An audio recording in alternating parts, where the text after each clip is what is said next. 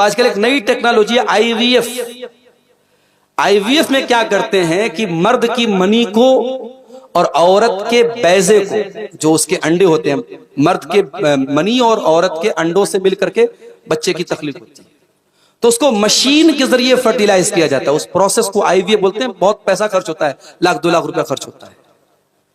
तो अब उसमें एक मसला है कि क्या आईवीएफ के जरिए बच्चा पैदा करना सही है?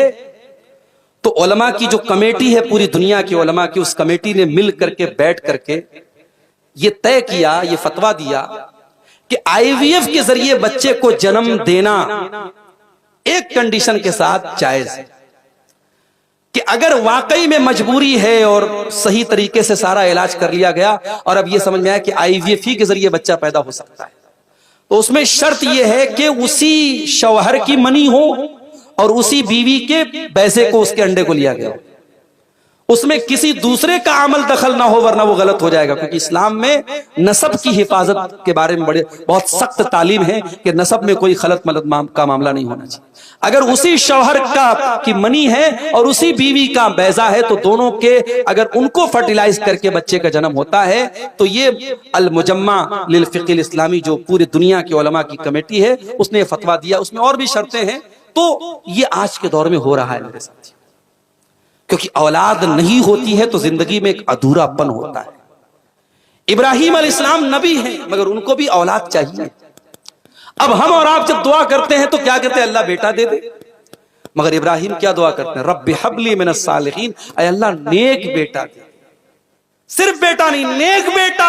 अरे बेटे तो बहुत है, मगर वो बेटा किस काम का कि आप मर जाएं तो खड़ा होकर जनाजे में चुपचाप खड़ा है। उस बेचारे को यह भी नहीं पता कि अपने बाप की जनाजा कैसे पढ़ना है। मेरे प्यारे साथियों, अपने बेटों को इस लायक तो बना दो कि जब आपका इंतकाल हो जाए तो बेटा खड़े होकर के जनाजे की नमाज पढ़ सके।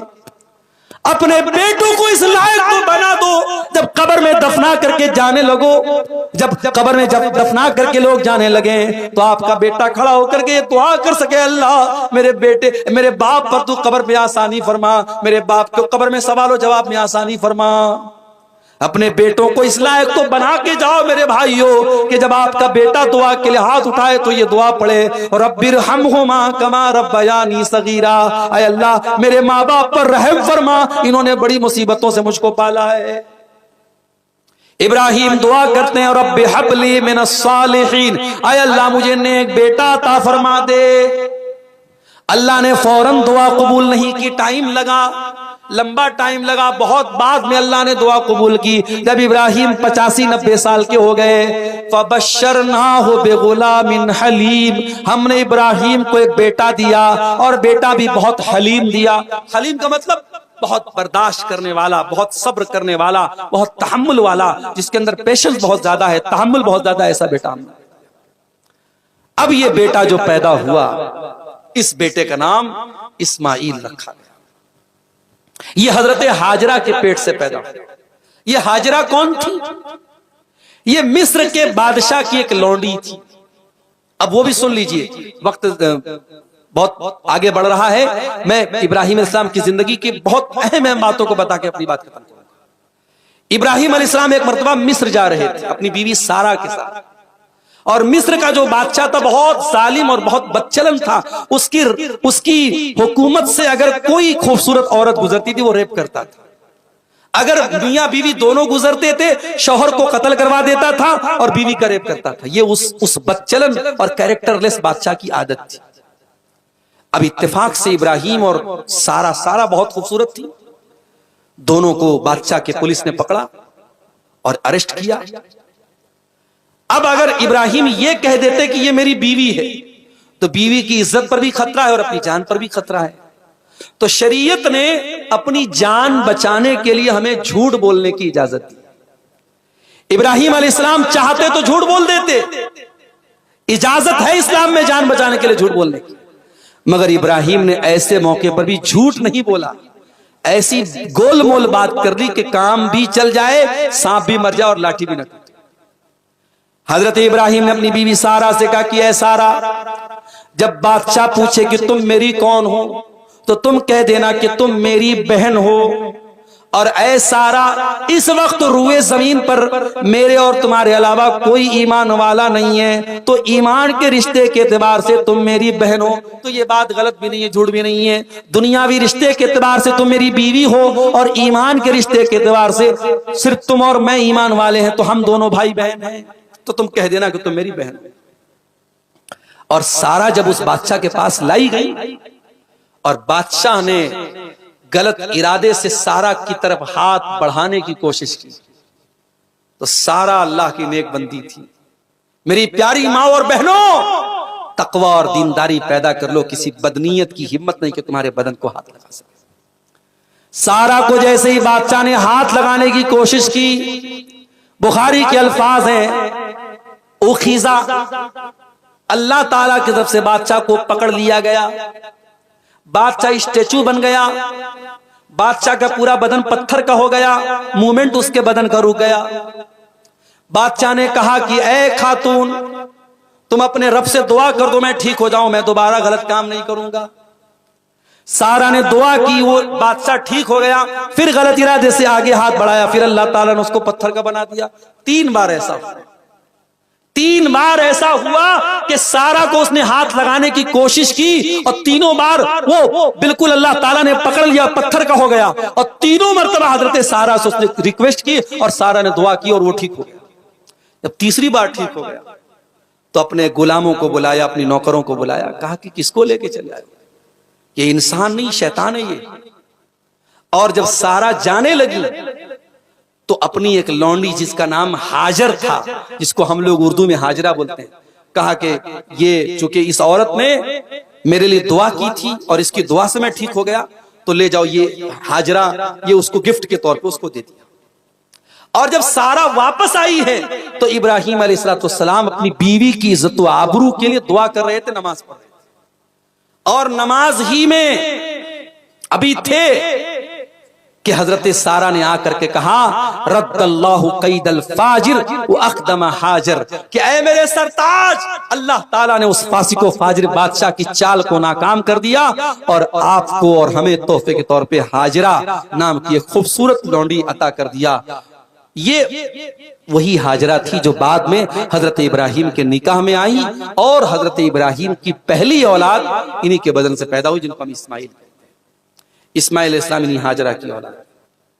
अब इस्माइल पैदा हुए तो अल्लाह की तरफ से एक और इम्तिहान आया, हुक्म हुआ है इब्राहिम जाओ अपनी बीवी हाजरा को और अपने बच्चे इस्माइल को फलस्तीन से कई 100 किलोमीटर दूर एक जगह है मक्का, वो मक्का आज का मक्का नहीं था, या क्लॉक टावर भी है, बड़े बड़े होटल भी हैं, बिल्डिंगें भी हैं, और अब तो हर साल मक्का में चेंजिंग आ रही है। मैं लास्ट टाइम जब गया था और अभी इस साल का वीडियो देख रहा हूं, तो बिल्कुल मक्के में बहुत तब्दीली आ गई। पूरे हरम का जो वो कंपाउंड है बहुत बड़ा हो चुका है, अब हर साल आप देखेंगे इजाफा हो रहा है।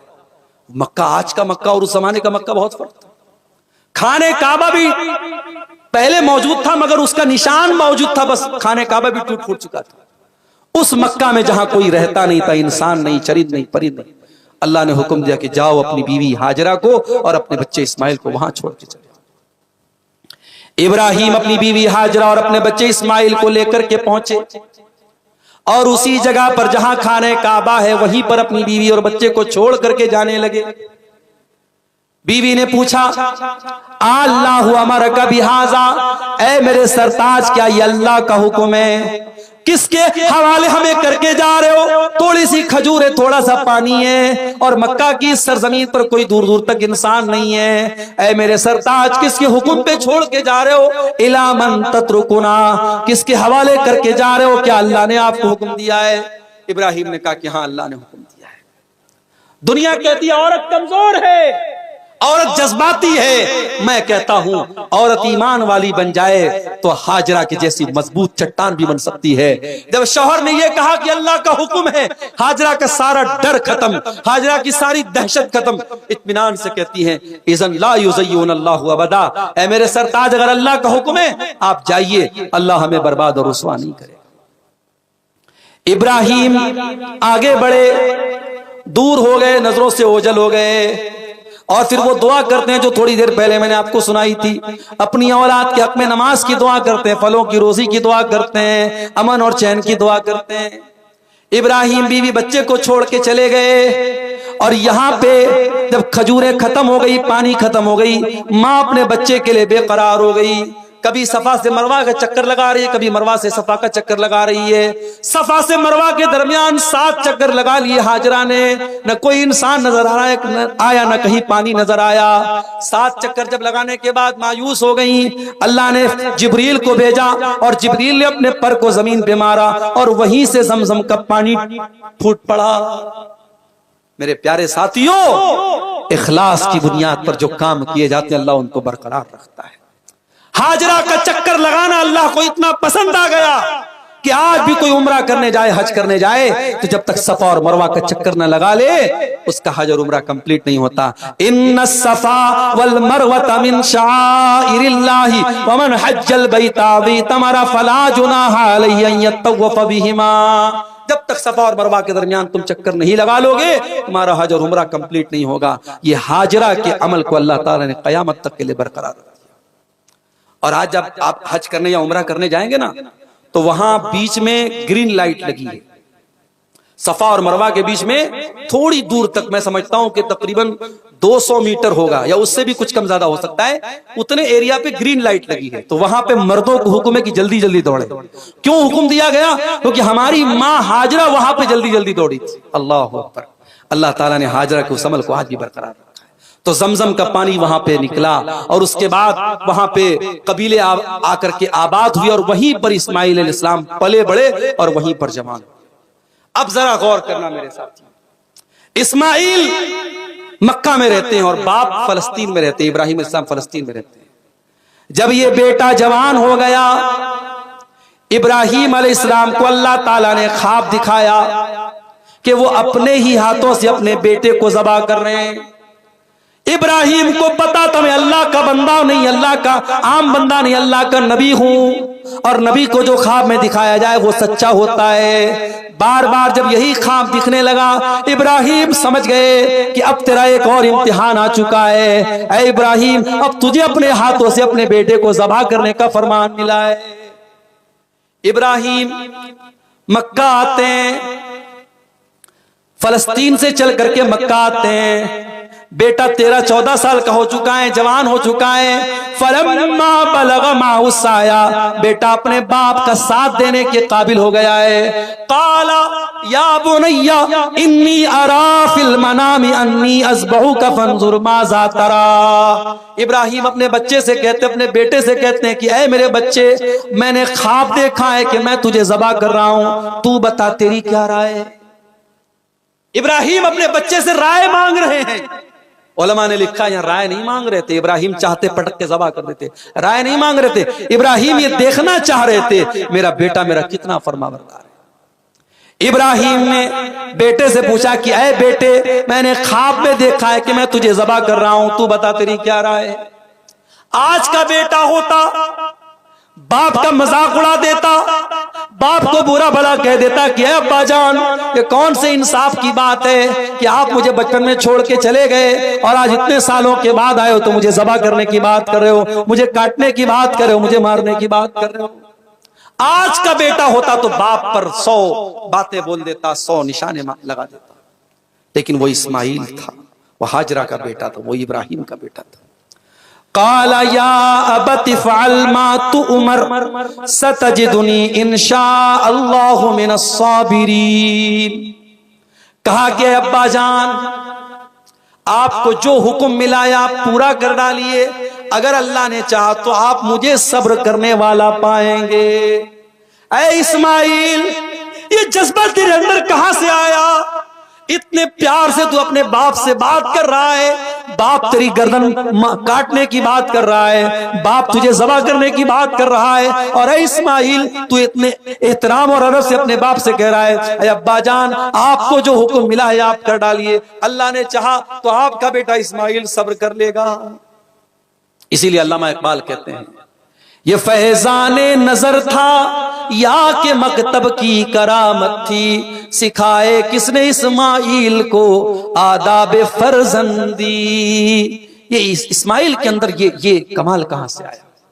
ये उनकी मां की तालीम का नतीजा था, ये उनकी मां के मदरसे और मकतब का असर था, मां की गोद में उन्होंने जो तालीम हासिल की थी उसका असर था।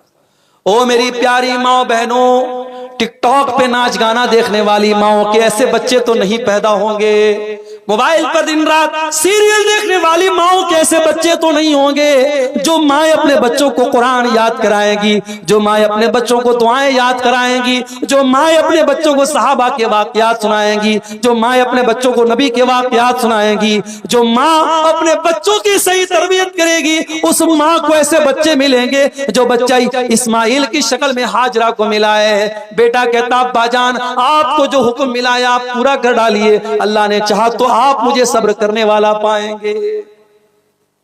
फलम्मा अस्लमा, दोनों बाप बेटे अल्लाह के हुक्म के आगे झुक गए, मुसलमान हो गए। मुसलमान किसको बोलते हैं? खतना करा लेने का नाम मुसलमान नहीं है, गोश्त खाने वाले का नाम मुसलमान नहीं है, जालीदार टोपी लगाने वाले का नाम मुसलमान नहीं है। फलम्मा अस्लमा, अल्लाह के हर हुक्म के आगे झुक जाने वाले का नाम मुसलमान है। अल्लाह का हुक्म आ जाए तो सरेंडर कर देने वाले का नाम मुसलमान है। कुरान कहता है फलम्मा अस्लमा, जब दोनों बाप बेटे झुक गए, अल्लाह के हुक्म पर राजी हो गए, वतल्लहु लिलजबीन, और बाप ने बेटे को करवट के बल लिटाया, बाप ने बेटे को पेशानी के बल लिटाया या करवट के बल लिटाया, दोनों तर्जमा किया गया, दोनों मतलब बताया गया। फलम्मा अस्लमा वतल्लहु लिलजबीन, जब बाप ने बेटे को लिटाया, वनादैनाहु या इब्राहिम कद सद्दक़ता रुया इन्ना कज़ालिका नजज़िल मुहसिनीन, हमने पुकारा, अभी इस्माइल के गले पर छुरी चलने ही वाली थी, हमने पुकारा ऐ इब्राहिम हमें तेरे बेटे का खून बहाना मकसूद नहीं है, हम तुझसे तेरा बेटा छीनना नहीं चाहते। ऐ इब्राहिम हम तेरे बुढ़ापे में तेरा ये सहारा लेना नहीं चाहते। ऐ इब्राहिम हम तो ये देखना चाहते थे कि तू अल्लाह से कितनी मोहब्बत करता है। अल्लाह से मोहब्बत करते हो मेरे भाई? 10,000 का 15,000 का बकरा और भेड़ा ला के ज़बा कर देना, ये कौन सी अल्लाह से मोहब्बत है? ये कोई कमाल की बात नहीं है मेरे साथ। वो तो हम अपने ही फायदे के लिए कुर्बानी करते हैं। कुर्बानी किया, पाया हमने खाया, कलेजी हमने खाई, गोश्त हमने खाया, खून नाली में बह गया, चमड़ा मदरसे में चला गया, और हम कहते साहब अल्लाह की राह में कुर्बानी की। नहीं, उंगली कटा के शहीदों में नाम न लिखवाओ मेरे साथ। मोहब्बत करो अल्लाह से जो इब्राहिम को थी। ओ मोहब्बत में पागल होने वाले नौजवानों, रात को 2-2 बजे मोबाइल पे लगा है, क्यों लगा है साहब? मोहब्बत है। लेट कर बात कर रहा है, खेतों में जाके बातें कर रहा है, साहब मोहब्बत है। अरे ये मोहब्बत नहीं, ढकोसलेबाजी है।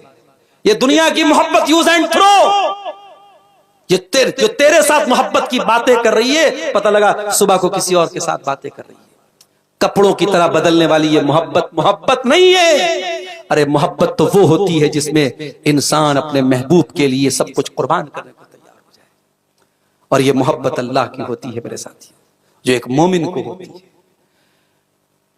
वल्लज़ीना आमनू अशद्दु हुब्बन लिल्लाह, ईमान वाले सबसे ज्यादा अल्लाह से मोहब्बत करते हैं। इब्राहिम को अल्लाह से मोहब्बत है मेरे भाई, और जब अल्लाह से मोहब्बत हो तो अल्लाह सबसे महबूब चीज भी मांग ले तो दिल खोल के दे देता है इंसान, अगर अल्लाह से वाकई में मोहब्बत हो। इसीलिए कुरान के 4 पारे की आयत नाजिल हुई, लन तनालुल बिर्रा हत्ता तुनफिकू मिम्मा तुहिब्बून, तुम नेकी को नहीं पहुंच सकते, तुम जन्नत को नहीं पा सकते जब तक अपनी महबूब चीज अल्लाह की राह में खर्च न कर दो। जब कुरान की आयत नाजिल हुई, हजरत अबू तलहा अंसारी अल्लाह के नबी के पास आते हैं और अपना बहुत कीमती खजूरों का बाग अल्लाह की राह में कुर्बान करने के लिए तैयार हो जाते हैं। जब अल्लाह से मोहब्बत होती है, सुहैब रूमी रजी अल्लाह ताला अन्हु अपनी जिंदगी भर की कमाई मक्का के काफिरों के हवाले करके खाली हाथ मक्का से मदीना चले जाते हैं। जब अल्लाह से मोहब्बत होती है, बिलाल हबशी के सीने पर गरम पत्थर रखा है और तपती रेत पे बिलाल को लेटाया गया है और बिलाल के सीने पर पत्थर रख के बिलाल से कहा जाता है, ऐ बिलाल तू मोहम्मद के दीन को छोड़ दे, तू इस्लाम को छोड़ दे। बिलाल कहता है नहीं नहीं, अहद अहद, मेरा रब एक है, मेरा अल्लाह एक है। मोहब्बत इसको कहते हैं मेरे साथियों, जो बिलाल को थी, जो सुहैब को थी, जो अम्मार को थी, जो सुमैया को थी, जो सहाबा को थी, जो इब्राहिम को थी, अल्लाह से सच्ची मोहब्बत थी। अल्लाह ने कहा कि इब्राहिम तेरी मोहब्बत सच्ची है, तूने अपने इम्तिहान को पूरा कर दिखाया। इन्ना हाज़ा लहुल बलाउल मुबीन, ऐ इब्राहिम ये इम्तिहान बहुत बड़ा था। हाय हाय हाय, एग्जाम लेने वाला कह रहा है कि एग्जाम बहुत बड़ा था। एग्जामिनर खुद बोल दे कि एग्जाम बहुत टफ था, इसका मतलब कि एग्जाम बहुत टफ था। अल्लाह कह रहा है कि Ibrahim it was very difficult, it was very tough, ये बहुत मुश्किल एग्जाम था। अपने बेटे को कुर्बान करने के लिए तो तैयार हो गया। इन्ना हाज़ा लहुल बलाउल मुबीन, ये बहुत बड़ा इम्तिहान था। व फदैनाहु बिज़िब्हिन अज़ीम व तरकना अलैहि फिल आखिरीन। ऐ इब्राहिम अब इसका सिला हम तुमको ये देंगे कि आने वाली नस्लें इस कुर्बानी को याद करेंगे, कयामत की सुबह तक